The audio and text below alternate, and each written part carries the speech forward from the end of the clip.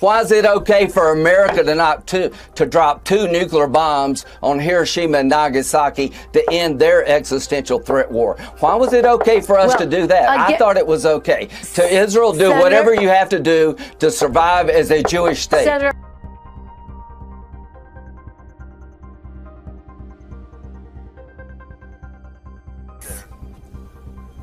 listen, here's what I would say about fighting an enemy who wants to kill you and your family.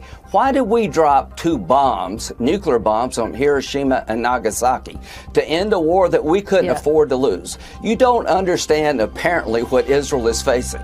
They're facing 3 groups. Iran, who has received $80 billion in aid. When Trump left office, they were exporting 300 barrels of oil a day. Now they're at 1.3 million a day.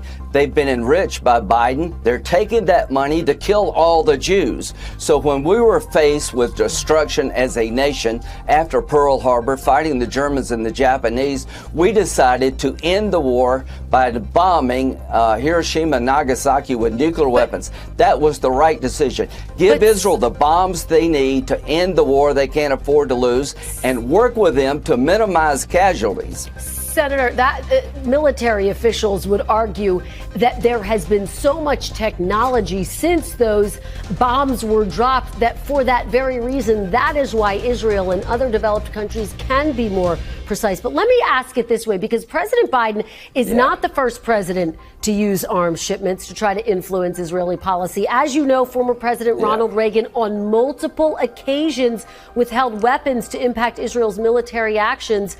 Did President Reagan show that using U.S. military aid as leverage can actually be an effective way to rein in and impact Israel's policy?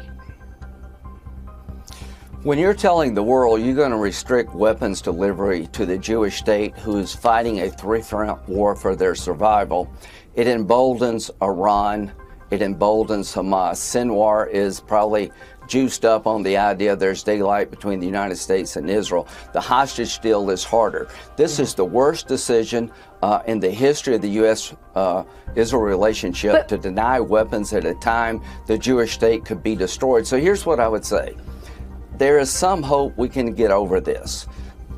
Non-negotiable, the destruction of Hamas. Nobody in Israel will allow Hamas to be standing militarily or politically when this is over. How we get there is subject to negotiation. My problem is not with the weapons that Israel is using. My problem is with the tactics that Hamas is using, and the idea that America would not send a nickel of aid, echoed by a United States senator when all the Jews are trying to be killed by radical Islamic groups, tells us where we're at as a nation.